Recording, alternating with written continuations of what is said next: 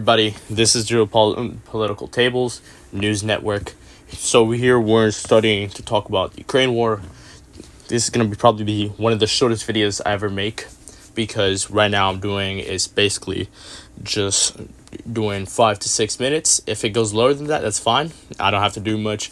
It's just basically we're getting the news network out there. We're talking about this.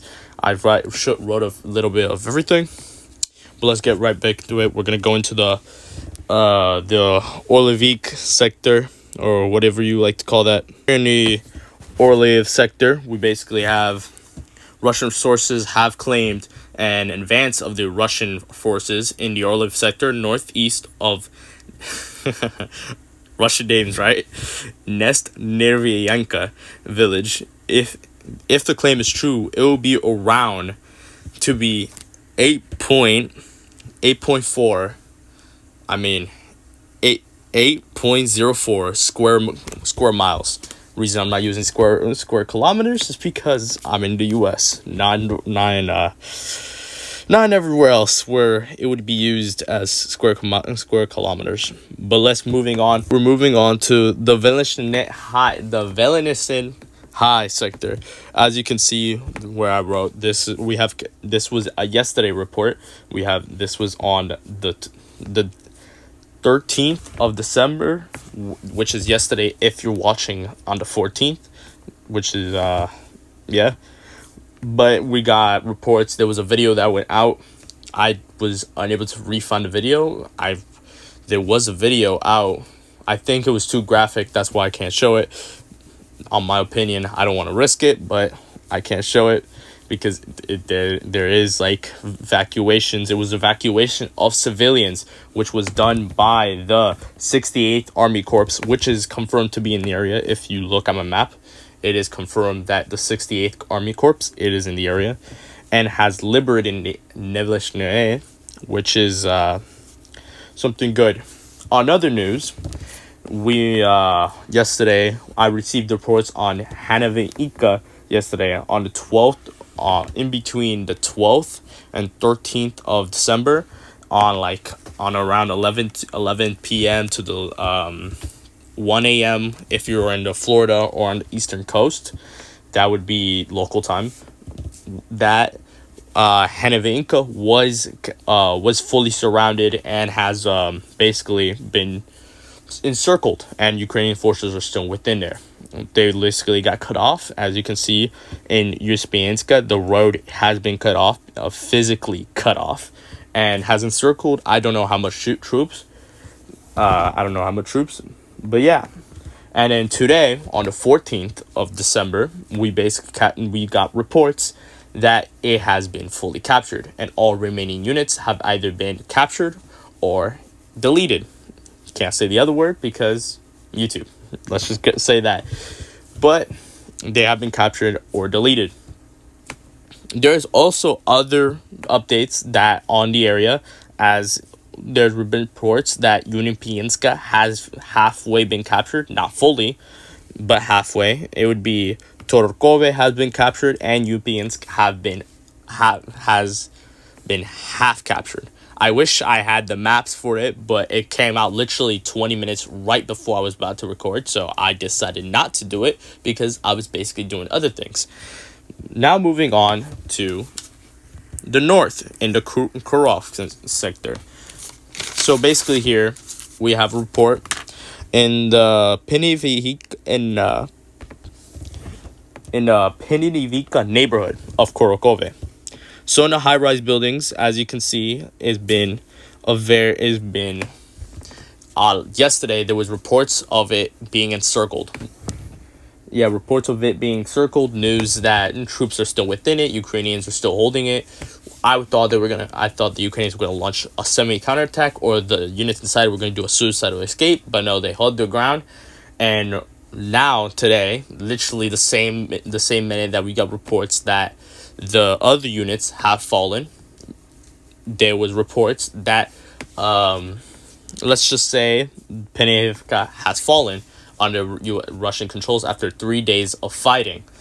So yeah, basically they all fell, lost They all fell. They were either captured or eliminated. Basically, this was, I would call this the week of encirclements, because the Russians in other sectors that I have not reported, the Russians did a lot of encircling and are currently still operating some operations of encirclements. Moving on to the central high-rise buildings of this. If you're going to see it on the screen right now, I'm going to edit it, so you're going to be seeing it. I won't. But you're going to be seeing it on right now that there's Russian forces around 2 who have were walking to the administrative building of the Ukraine one of Kharkov, and right there. And basically they were walking and they entered through a window. I believe they entered the administrative building, and they took down the Ukrainian flag and put up a Russian flag. Later you can see a few seconds later you can see them walking outside, and they went to the flagpole that was on the central court of surrounded by all the high rises, and it took down the Ukrainian flag, replacing it with, I believe, or what I would assume would be their brigade's flag, which, believe me, which was the black piratey flag of the 58th or some kind of separate unit that's nearby. Over here, don't mind the messing up of the things. Google Maps kind of a bitch, I'm not gonna lie. As you can see, this one, there's another capture of Russian grounds. This was reported by Rabir, one of the Russian sources, and confirmed by him, since he has a video. In the video, it showed Russian troops just moving through.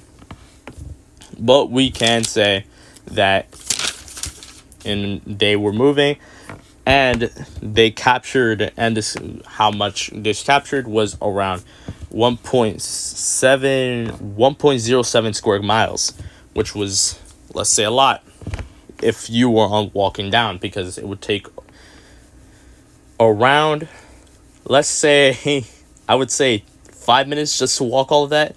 I'd run miles before, and if you would I'm not gonna do mathematics. Mathematics is hard. I already do it a lot. I don't want to do it again. Also, there's another video that I fortunately cannot show you, because it would be going against YouTube rules, because there was a show of death, 3, I would believe 4 Ukrainians. It depends on how much UAV group has, but yeah, a UAV group of Ukrainian forces was basically driving down the road, trying to escape from the city, trying to retreat after realizing their forward elements of their unit were all retreated and didn't even tell them anything. Retreated, and they ran into a landmine, blowing up the car they were in. I would presume it was a Bradley.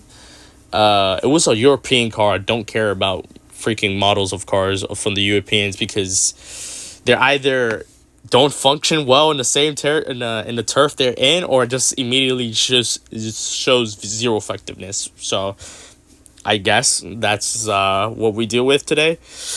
Yeah, but this is basically all from the Kharkov front. Let's moving on to the north in the Kupiansk front. Something very surprising has happened. Again, looks like Google doesn't want to work with me, but that's fine. It doesn't really affect the map anyways. In near Palestina, east of Matveyinska, there has been advance on the Ukrainian side of the Oskol River. This is actually very surprising, since I didn't believe the Russian forces were gonna do this, or was gonna try to do what they always do in the other fronts: encircle the city, make sure the Ukrainians suffer in the cities, or lose a lot of casualties, attrition. This is attritional warfare, average tactic that the Russians usually use. They use this tactic 90% of the times, while the Ukrainians use blitzkrieg and the Russians use attritional warfare. Yeah, this is basically it. In Palestina, the Russians were able to gain a foothold. Now, I'm going to say very a lot of things. I do not have a lot of hopes for this front line. I'm going to have a lot of hopes. I don't believe they're going to be able to hold it, unless the word is unless is in there. Unless they capture Palestina. if they capture Palestina, which it seems like they're trying to achieve, they're gonna, if they capture it, it's a permanent stronghold. We understand effectively that these are not DRGs, these are not sabotage groups, these are not whatever fancy word you want to use. These are accurate units who want, and the Russian command has ordered them to capture this city and encircle Kupiansk. Because if we move down south, we can see Kupiansk in the very distance. I would say it would be around 9 miles from Kupiansk. If we talk about that, 9 miles is a lot, but that's also far enough so the Russian forces have a little bit breathing room, because you don't want to do a landing invasion like what happened in Chasiv Yar, where it's a grind for the fittest. You're trying to push across the river. Mind you, the Russians did have a lot of openings, unlike winning the Kupiansk, where there's not a lot of bridges unless you go further south. If you're talking about bridges that blown up, oh, there's a lot. You can toss it all in there. But if you're talking about bridges that are still open, none of them exist, only in the south. And currently, in the Kupiansk direction, we see the Russians do actually something great and have actually entered a city. If they capture, again, I repeat this, if they capture this city, this very strategic city, it would be great. If they lose it, well, back to the grind, back to fighting in Kupiansk, I guess. That's basically it for all the episode. I'm gonna in tomorrow or today, I'm probably gonna release the reports of what's happening in Georgia. If you want to hear that, I was basically read a newspaper all over, and that's basically it. Today is when the Georgian officials or the Georgian president has to officially recognize the general elections of Georgia, and if that happens, goodbye EU.